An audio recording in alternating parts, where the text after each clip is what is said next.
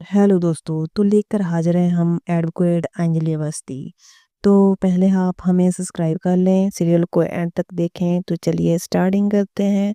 Starting में हम क्या देखते हैं कि युवराज सिंह अपने दोस्त से बात कर रहा होता है और कह रहा होता है कि मेरी शादी तय हो गई है और तुम शादी पे टाइम पे आ जाना।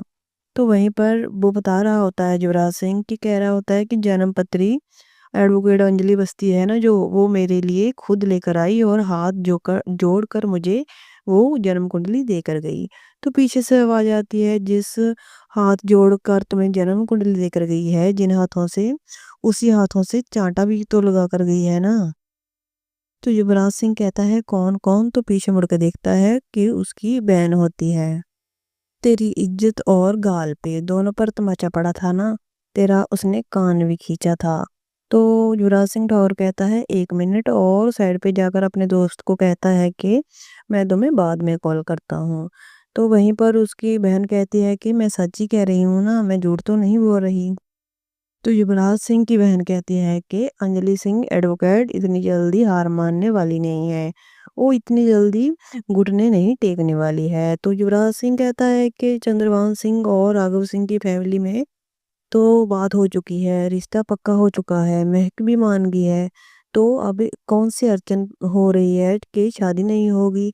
तो वहीं पर उसकी बहन कह रही है कि तू देखना, वो तुम्हारी शादी नहीं होने देगी। तो युवराज सिंह कहता है कि दीदी क्या यार, क्या बोल क्या रही हो तुम। तो अब उसकी बहन कहती है कि जो मैं बोल रही हूँ अच्छे से ध्यान से सुन और सोच के एडवोकेट अंजलि अवस्थी के दिमाग में इस वक्त क्या चल रहा है। तो उसकी बहन कहती है कि तू उसकी उससे एक कदम आगे चलकर सोच, वो कौन सी चल सकती है और तुम्हारी शादी को रोक सकती है। तो युवराज सिंह ठाकुर कहता है कि दीदी वो कौन सी चाल होगी जिससे वो मेरी शादी रोक सकती है। तो युवराज सिंह ठाकुर कहता है कि दीदी मुझे क्लियर बात बताइए, आप कहना क्या चाहती हैं। तो उसकी बहन कहती है कि चाल चलने के लिए हमें एक मोहरा चाहिए। तो युवराज सिंह ठाकुर कहता है कि क्या, वो कौन सा मोहरा। तो उसकी बहन कहती है कि वो मोहरा है पद्मा। तो युवराज की बहन उसे यही आइडिया देती है कि शादी से पहले तू पद्मा को उठा ले। तो युवराज सिंह कहता है उठा लिया। तो वो कहती है कि हाँ, उसको पद्मा को सदमा लगा है। सदमे में अभी वो कुछ नहीं समझ पाएगी कि हो क्या रहा है, क्योंकि एडवोकेट अंजलि अवस्थी ने खुद से तुम्हें अपनी ननद के लिए रिश्ता करने के लिए कहा था। और पद्मा क्या सोचेगी कि मुझे ये धोखा दिया है एडवोकेट अंजलि अवस्थी ने, जिससे पद्मा बहुत दुखी हो जाती है और उसे सदमा लगता है और वो एडवोकेट अंजलि अवस्थी को ही गुनहगार समझने लग जाती है। तो उसकी बहन ये सब उसको चालें युवराज सिंह को समझा रही होती है और युवराज सिंह सुनकर उस पर पूरा का पूरा अमल कर रहा होता है। युवराज सिंह की बहन कहती है कि उसको अगवा कर कर एक चिट्ठी लिखवा दे अंजलि के खिलाफ और उसको इस शहर से दूर भिजवा दे। तो युवराज सिंह ये बात सुनता है और कहता है कि हाँ दीदी, ऐसा ही होगा। तो नेक्स्ट हम देखते हैं कि पद्मा रो रही होती है और पीछे से एडवोकेट अंजलि अवस्थी की माँ आती है और उसके कंधे पर हाथ रखती है। और पद्मा कहती है कि मासी जी आप, तो कह रही है कि हाँ। तो अंजलि की माँ कहती है कि तुम रो क्यों रही हो पद्मा। तो पद्मा कह रही होती है कि ऐसी कोई भी बात नहीं है, कुछ नहीं हुआ, आप फिक्र मत कीजिए। तो पद्मा बाहर से जाने लगती है और पीछे से अंजलि एडवोकेट बस्ती की माँ आवाज लगाती है और कह रही होती है कि तुम क्या उदास हो। तो पद्मा कहती है नहीं नहीं, मैं उदास क्यों होंगी। तो अंजलि की माँ कहती है कि नहीं, तुम्हें उदास तो होना ही चाहिए। तो पद्मा कहती है कि क्यों। और वो कहती है कि क्यों, युवराज सिंह ठाकुर की शादी जो हो रही है। पद्मा कहती है कि मौसी जी ये सब बातें रहने दीजिए और वहां से जाने लगती है। और अंजलि की माँ पीछे से आवाज लगाती है तुम कहाँ जा रही हो। तो पद्मा कहती है कि बहुत से काम पड़े हैं, बहुत काम है मुझे करने होंगे, कपड़े धोने हैं, सुखाने हैं, और फिर मैं गांव चली जाऊंगी। तो अंजलि की माँ कहती है पद्मा, और कहती है कि हाँ मासी जी, मैं अपने खुद की आँखों के आगे ये शादी होना होते हुए देखना नहीं चाहती और महक दीदी का घर भी बसते हुए देखना चाहती हूँ। मैं उसका घर उजाड़ना नहीं चाहती। पद्म वहाँ से चली जाती है और कपड़े उठाती है और घाट पर पहुँच जाती है कपड़े धोने के लिए। तो बहुत ही उदास होती है। तो तभी हम फिर देखते हैं कि अंजलि अकबर जा रही होती है और उसका फ़ोन बजता है। तो फ़ोन उसकी मम्मी का होता है और कहती है कि तू कहाँ है अंजलि? तो वो कह रही है कि कोर्ट जा रही हूँ। तो अंजलि की माँ कहती है कि क्या तुझे कोर्ट जाए बिना खाना हजम नहीं होता? तो अंजलि कहती है क्या करूँ, मुझे जाना तो होगा। तो वो कहती है कि एडवोकेट अंजलि अवस्थी की माँ कहती है कि घर पर शादी है, जिन्हें काम है और तू कोर्ट जा रही है। तो अंजलि की माँ कहती है कि तू जल्दी से घर आ जा। और अंजलि पूछती है कि क्या हुआ माँ, और वो बताती है कि पद्मा कुछ ठीक नहीं लग रही। अंजलि की माँ उसे बताती है कुछ भी हो, पद्मा की शादी युवराज सिंह के साथ हुई थी और गृह प्रवेश भी हुआ था। और सुहाग रात कहते ही बात काट देती है और वो कहती है कि हाँ अंजलि, पद्मा बिल्कुल भी ठीक नहीं लग रही, तू जल्दी से घर आ जा। अंजलि की माँ कहती है कि वो बहुत दुखी है पद्मा, वो युवराज और महक की शादी बर्दाश्त कर नहीं पा रही। तो वहीं पर अंजलि कहती है कि उसे बर्दाश्त करना भी नहीं है माँ, ये शादी होगी नहीं। एडवोकेट अंजलि बस्ती कहती है कि मैं ये शादी होने ही नहीं दूंगी। और वो कहती है कि ये एडवोकेट अंजलि बस्ती का वादा है और दावा है। और एडवोकेट अंजलि अवस्थी कहती है जितनी उस पर धाराएं लगी हैं उसके तहत पर उसको सजा तो होकर ही रहेगी। और उसकी माँ बात सुनती है और हैरान हो जाती है। तभी हम देखते हैं कि पद्मा घाट पर कपड़े धोने जा रही होती है। तो फ़ोन चल रहा होता है एडवोकेट अंजलि अवस्थी और माँ के बीच। और पद्मा की बहुत ही तेज आवाज़ आती है। तो अंजलि पूछती है कि माँ ये आवाज़ किसकी है? तो कह रही है कि पता नहीं, बाहर से आवाज़ आई है। तो एडवोकेट अंजलि अवस्थी कहती है कि मैं अभी पहुँच रही हूँ माँ। तो वो वहाँ पर घाट पर पद्मा पर कोई हमला करता है और पद्मा ज़ोर से चिल्लाती है और नीचे गिर जाती है। तो फिर हम देखते हैं कि एडवोकेट अंजलि अवस्थी भी पद्मा के पास पहुंच जाती है और उसकी माँ भी। तो देखते हैं कि उसे कुछ गुंडे अगवा कर रहे होते हैं और पद्मा उनको जाकर मारती है और कहती है कि किसकी हिम्मत के एडवोकेट अंजलि अवस्थी की बस्ती से कोई लड़की को किडनैप करने आया है, उसको मारने आया है। तो वो कहते हैं कि हम हैं हम। तो एडवोकेट अंजलि अवस्थी पद्मा के पास जाती है और उन गुंडों से फाइट करती है। वो गुंडों को बहुत मारती है और पद्मा के पास जाती है और पद्मा को कहती है कि तुम घबराना मत और रोना तो बिल्कुल भी मत। तो पद्मा कहती है कि दीदी आपने मुझे क्यों बचाया? तो एडवोकेट अंजलि अवस्थी कहती है कि युवराज सिंह ठाकुर को सजा दिलाने के लिए, एक नारी को सम्मान दिलाने के लिए, समान रहने के लिए। तो एडवोकेट अंजलि अवस्थी पद्मा को ये सब बातें समझा रही होती है। एडवोकेट अंजलि बस्ती कहती है कि लड़कियों को गलत तरीके से छूने और उसको परेशान करने वालों को तो मैं लंबे हाथे लेती हूँ और मैं इसको सजा तो दिलाकर ही रहूंगी। नारी का सम्मान क्या होता है ये तो मैं इसको समझा कर ही रहूंगी। पद्मा रोती है और उसकी बातें सुन रही होती है। एडवोकेट अंजलि अवस्थी पद्मा के सिर पर हाथ रखती है और कहती है कि मेरा तुमसे ये वादा रहा, मैं युवराज सिंह ठाकुर की महक के साथ शादी नहीं होने दूंगी और उसको सजा दिलाकर ही रहूंगी। तो एडवोकेट अंजलि अवस्थी पद्मा को कहती है कि मुझे तुम्हारा साथ चाहिए इसको सजा दिलाने के लिए। बिना सवाल किए जो भी मैं तुझको कहूंगी तुम वो ही करोगी, वो ही सुनोगी। एडवोकेट अंजलि अवस्थी कहती है कि बोलो तुम्हें मंजूर है? तो पद्मा बोलती है कि वकील दीदी मुझे बताइए कि मुझे करना क्या होगा। एडवोकेट अंजलि अवस्थी पद्मा को कहती है कि तुम मेरे साथ आओ। तो वहां से लेकर पद्मा को चले जाती है और उसकी माँ भी दूर खड़ी देख रही होती है। फिर हम देखते हैं कि युवराज सिंह को एक कॉल आती है और कॉल वो उठाता है और कहता है कि क्या तुम एक लड़की को किडनैप नहीं कर सके? अगर नहीं किडनैप कर सकते थे तो उसकी उसको मारकर उसकी बॉडी वहीं पर छिपा देते। तो वो कहता है क्या क्या क्या क्या कह रहे हो? तो युवराज सिंह फोन पे कहता है कि क्या एडवोकेट अंजलि अवस्थी वहां पर आ गई? तो किसी की आवाज आती है, चाल नाकाम हो गई ना। युवराज कहता है कौन? तो देखता है तो उसकी बहन होती है और कहता है कि चाल नाकाम हो गई है, पद्मा बचकर भाग गई है। युवराज अपनी दीदी को बताता है कि उसे भजाने वाली वो एडवोकेट अंजलि अवस्थी है।